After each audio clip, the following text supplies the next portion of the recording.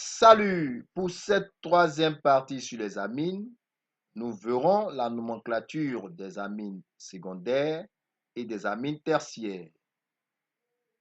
Et enfin, je te propose un exercice à faire.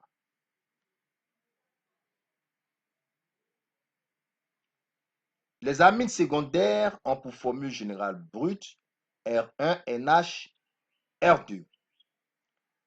Les composés R1 et R2 ne sont pas forcément identiques. Pour nommer les amines secondaires, tu identifies l'alkyle, le groupement alkyle le plus long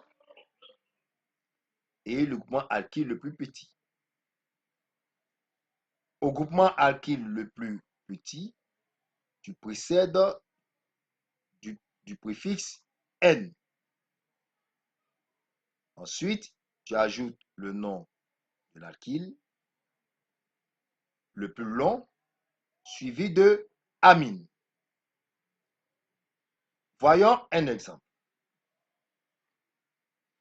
Tu as un composé amine. Tu identifies le groupement alkyle le plus long et tu le numérotes. 1, 2 et 3. Donc, 3 atomes de carbone, ça te donne le propane, qui a perdu un atome d'hydrogène, devient le propyle ou le propane sans E.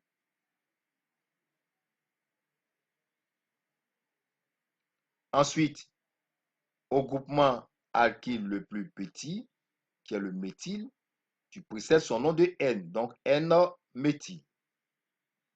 Le NH représente l'amine, ce qui te donne comme nom du composé le N-méthyle propanamine.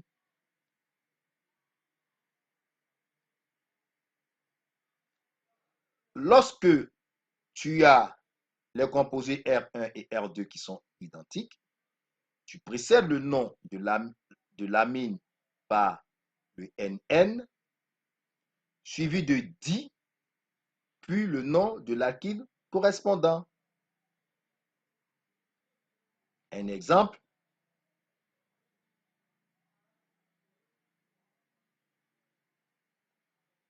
et au nom de l'alkyle correspondant, tu fais suivre le mot amine.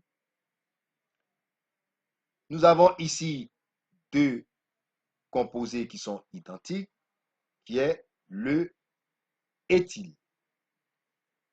Donc, tu as le N-éthyle et le N-éthyle.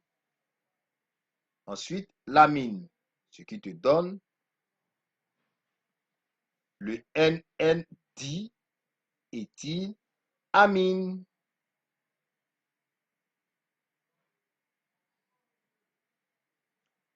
Les amines tertiaires ont pour formule générale brute le NR1, R2, R3 pour indiquer que les composés R1, R2 et R3 ne sont pas forcément identiques.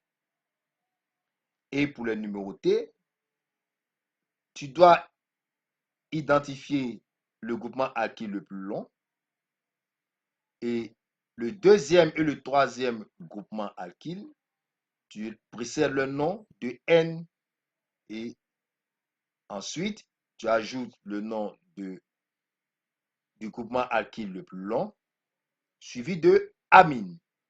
Un exemple. Tu as ici deux groupements alkyles qui sont identiques et un groupement alkyle différent. Donc, deux façons de numéroter, d'identifier le nom. Premièrement, tu choisis, puisque tu as deux composés identiques, tu choisis l'un des composés comme étant le principal, donc éthyle ou éthane, le deuxième étant comme le substituant, donc le N-éthyle. Le troisième composé, qui est le N-méthyle. Ensuite, tu as le N qui représente les amines. Le nom du composé, tu as le N-éthyle, N-méthyle et éthylamine.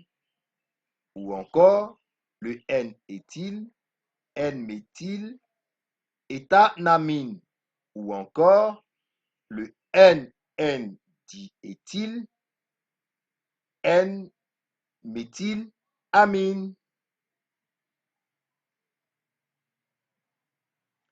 Voilà le caractère nucléophile des amines. Le doublet d'électrons porté par l'atome d'azote confère aux amines un caractère nucléophile, c'est-à-dire la capacité à donner des électrons, donc riche en électrons. Ce qui permet aux amines d'attaquer les sites pauvres en électrons, appelés les électrophiles. Tu as une amine avec un composé pauvre en électrons. L'amine va attaquer le composé, ce qui va te donner un composé avec une charge plus un autre composé avec une charge moins. Donc, ici, nous avons pris l'exemple de l'amine tertiaire. Voici pourquoi nous avons le N+, R1, R2, R3, CH2, CH3, plus le I-. Un exercice à faire. Dans la première partie, il t'est demandé de donner le nom des différents composés amines qui sont là.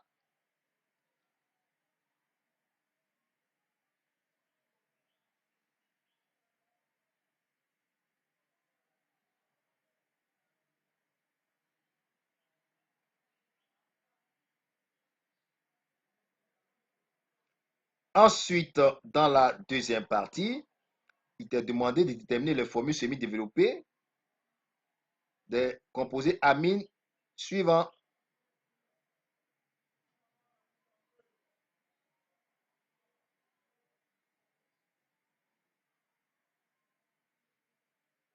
Voilà. Prochainement,